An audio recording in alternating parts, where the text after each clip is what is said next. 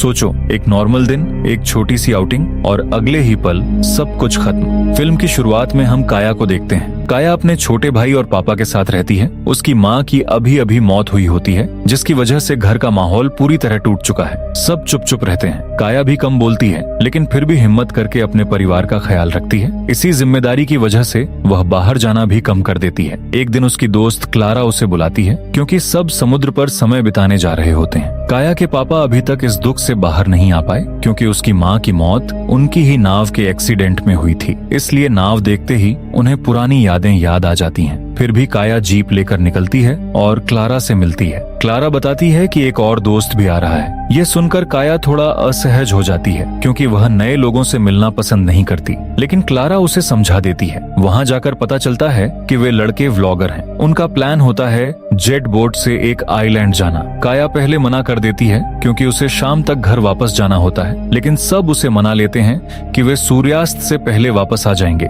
Island पर सब मजे करते हैं। क्लारा और एक लड़का पानी में मस्ती कर रहे होते हैं, जबकि काया दूसरे दोस्त के साथ बैठी होती है। धीरे धीरे काया को थोड़ा हल्का महसूस होने लगता है, जैसे वह अपना दुख कुछ देर के लिए भूल रही हो। फिर सब वापस जेट बोट पर आते हैं, लेकिन क्लारा का दोस्त दिखावा करने के चक्कर में बोट की स्पीड बहुत बढ़ा देता है। इसी गलती की वजह से जेट बोट पलट जाती है और सब पानी में गिर जाते हैं। स्थिति और भी खतरनाक हो जाती है जब एक जेट बोट सीधे क्लारा के दोस्त के ऊपर से निकल जाती है। वह बुरी तरह घायल हो जाता है और खून पानी में फैल जाता है। थोड़ी देर बाद दूसरी बोट भी पलट जाती है। अब सब पानी में तैर रहे होते हैं। एक लड़का अपने भाई को पुकारता रहता है, लेकिन वह कहीं दिखाई नहीं देता। तब समझ आता है कि वह मर चुका है। सब पर डर, दुख और पछतावा एक साथ टूट पड़ता है। सबसे बड़ी समस्या तब होती है जब दोनों जेट बोट का ईंधन पानी में फैल जाता है। अब उनके पास सिर्फ तैरने के अलावा कोई रास्ता नहीं बचता। तभी पानी के नीचे एक परछाई तेजी से उनकी तरफ बढ़ती है, एक शार्क। काया समझ जाती है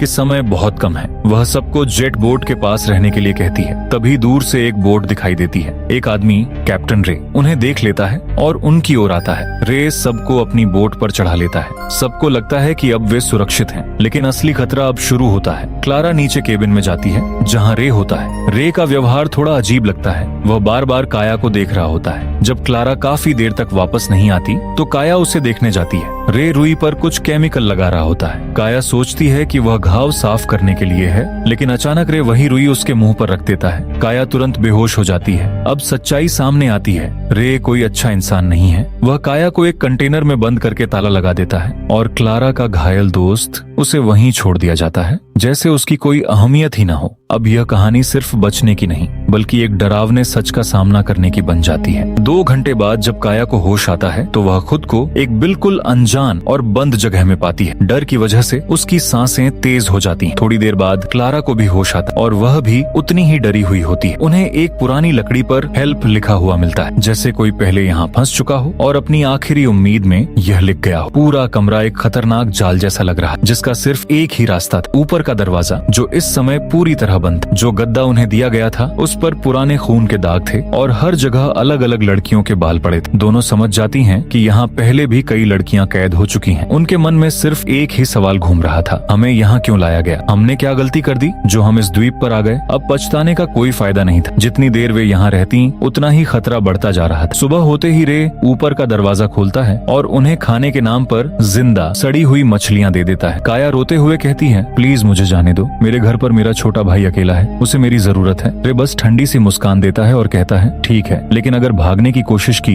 तो तुम्हें मारकर तुम्हारे टुकड़े मछलियों को खिला दूंगा। इतना कहकर वह दरवाजा फिर से बंद कर देता है। ऊपर बैठकर वह अपने अजीब और गंदे काम करता रहता है, जिंदा मछलियाँ खाना, गाने सुनना, सिगरेट पीना। कभी कभी वह वॉकी टॉकी पर किसी से बात करता है, जैसे कोई यहाँ आने वाला हो। क्लारा का घायल दोस्त भी वहीं पड़ा था, बेहाल और भूखा। 4 दिन गुजर गए, न इलाज मिला, न पानी, न खाना। फिर एक दिन दूर समुद्र से एक जहाज की आवाज सुनाई देती है। दोनों लड़कियां खुश हो जाती हैं, सोचती हैं शायद कोई कोस्ट गार्ड उन्हें बचाने आया हो। लेकिन थोड़ी देर बाद पता चलता है कि वह एक डॉक्टर है, जिसका जहाज बहुत दूर है और वह छोटी नाव से यहाँ तक आया है। डॉक्टर सबसे पहले क्लारा के दोस्त को देखता है और रे से पूछता है कि यह कितने दिन से यहाँ पड़ा है। रे आराम से कहता है, बस 4-5 दिन। डॉक्टर इतना ही कहता है, ठीक है, यह भी काम आ जाएगा। फिर वह नीचे कमरे में आता है, जहाँ दोनों लड़कियाँ कोने में सिमट कर बैठी होती हैं। वह पूछता पूछता है, कौन घायल है? मैं इलाज करने आया हूँ। क्लारा आगे बढ़कर खड़ी हो जाती है। डॉक्टर उसे देखता है और फिर रे के साथ ऊपर चला जाता है। लेकिन कुछ ही मिनट बाद कमरे में एक ऐसी चीख गूंजती है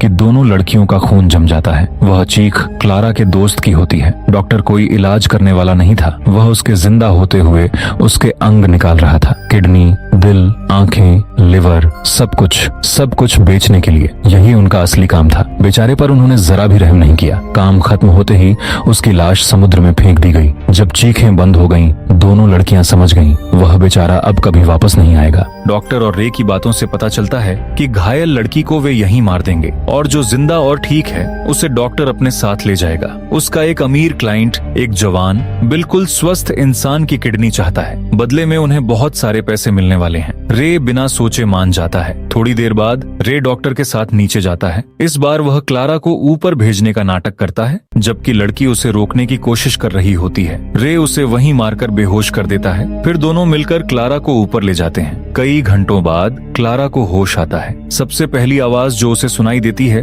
वह काया की चीख होती है। इसका मतलब काया अभी जिंदा है। उन्होंने अभी तक उसके अंग नहीं निकाले, इसलिए क्लारा के पास बहुत कम समय था। कंटेनर में बंद क्लारा एक चीज नोटिस करती है, एक पंखा। दिन में वह चल रहा था लेकिन अब बंद था। उसे लगता है कि अगर वह पंखे को जोर से धक्का दे तो उस जगह का पैनल बाहर की तरफ निकल सकता है। कुछ सेकंड के बाद पैनल निकल जाता है। वह उस छोटे से छेद से बाहर निकलती है और धीरे धीरे रेंगते हुए ऊपर की तरफ बढ़ती है। ऊपर पहुंचकर वह देखती है कि डॉक्टर ने ऑपरेशन शुरू कर दिया है। तभी रे भी वहां आ जाता है। क्लारा घबराकर नीचे इंजन रूम में भाग जाती है। वहां उसे एक फिशिंग हार्पून मिलता है, वही जिससे बड़ी मछलियां पकड़ी जाती हैं। क्लारा उसे उठा लेती है। रे के वहां से जाने का इंतजार करने के बाद वह चुपके से फिर ऊपर जाती है। डॉक्टर काया को दर्द देने ही वाला होता है। क्लारा बिना सोचे समझे हार्पून सीधा डॉक्टर की तरफ तान देती है। डॉक्टर उसे देखकर हैरान रह जाता है और वहीं रुक जाता है। वह उसे बातों में फंसाने की कोशिश करता है, लेकिन तभी काया हार्पून चला देती है। तीर सीधे डॉक्टर को लगता है, लेकिन वह मरता नहीं, सिर्फ जख्मी होता है। गुस्से में आकर डॉक्टर काया पर हमला करता है, लेकिन इस बीच काया क्लारा की रस्सी खोल देती है। डॉक्टर को इसका पता भी नहीं चलता।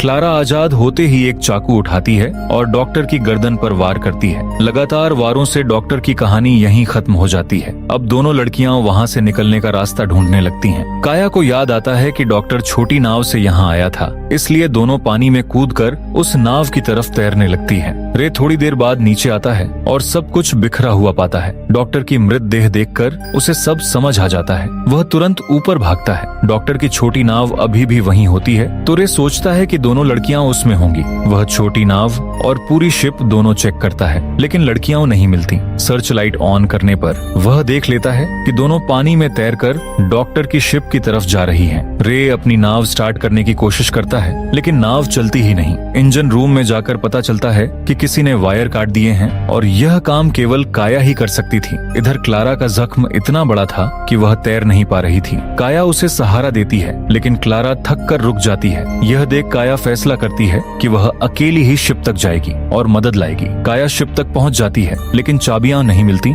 इसलिए इंजन स्टार्ट नहीं होता। उसे एक रेडियो मिलता है। वह कोस्ट गार्ड से कनेक्ट होती है और बताती है कि वह फंसी हुई है और नाव स्टार्ट नहीं हो रही। कोस्ट गार्ड कहते हैं कि उसे पाकर नाम की ट्रैकिंग डिवाइस ढूंढनी होगी। शुरू में पाकर नहीं मिलता, बल्कि एक फ्लेयर मिलता है। कोस्ट गार्ड कहते हैं कि पाकर के बिना वह उसकी लोकेशन ट्रैक नहीं कर सकते, क्योंकि वह बहुत दूर समुद्र में है। काया फिर खोज करती है और इस बार पाकर मिल जाता है। उसे एक्टिवेट करने के लिए उसे पानी में फेंकना पड़ता है। काया डेक पर जाती है, लेकिन उसे महसूस होता है कि कोई तैरकर शिप तक आ रहा है। शायद रे। वह छुप जाती है। कुछ देर बाद रे सच में शिप पर चढ़ जाता है। काया नीचे डॉक्टर के बेडरूम तक जाती है, जहाँ उसे डॉक्टर के परिवार की फोटो मिलती है। वह सोचती है जिस आदमी के खुद के बच्चे थे, वह पैसों के लिए दूसरों की जिंदगी तकबदल कर सकता है। जब काया ऊपर आती है, रे उसे पकड़ लेता है और चाकू उसके पेट में घुसा देता है। काया जख्मी होकर गिर पड़ती है, लेकिन वह हिम्मत से रे को भ्रमित करती है, जैसे वह उसे गले लगाना चाहती हो। रे जैसे ही पास आता है, काया सीधे उसके मुंह पर फ्लेयर चला देती है। रे दर्द में तड़पता है और वहीं गिर जाता है। काया खून बहने की वजह से मुश्किल से अपने आप को घसीटकर डेक के किनारे तक ले जाती है। वह पाकर को पानी में फेंकती है। पहले अटक जाता है, लेकिन शिप के हिलने से पाकर फिसलकर समुद्र में गिर जाता है। डिवाइस एक्टिवेट हो जाती है और कोस्ट गार्ड को उसकी लोकेशन मिल जाती है। सुबह तक कोस्ट गार्ड की नाव पहुंच जाती है। वे काया को ऊपर ले लेते हैं। रे की लाश भी भी मिल जाती है। जाने ही वाले होते हैं कि उन्हें पानी में तैरती हुई क्लारा दिख जाती है, वह भी जिंदा होती है। दोनों को ऊपर चढ़ा लिया जाता है। दोनों लड़कियां रो रही होती हैं, शौक में होती हैं। उन्होंने कभी सोचा भी नहीं था कि उनके साथ ऐसा होगा। सब कुछ खत्म हो गया, लेकिन काया के अंदर का तूफान अभी भी शांत नहीं हुआ। माँ का गम अभी तक उतर नहीं पाया था। अब यह नया जख्म भी जुड़ गया। किनारे पर दोनों लड़कियां एक दूसरे को देखकर मुस्कुराती हैं। जिंदा बच जाना ही सबसे बड़ी जीत थी। और यहीं इस कहानी का सफर खत्म हो जाता है। नेक्स्ट मूवी की एक्सप्लेनेशन चाहिए तो कमेंट में जरूर बताइए।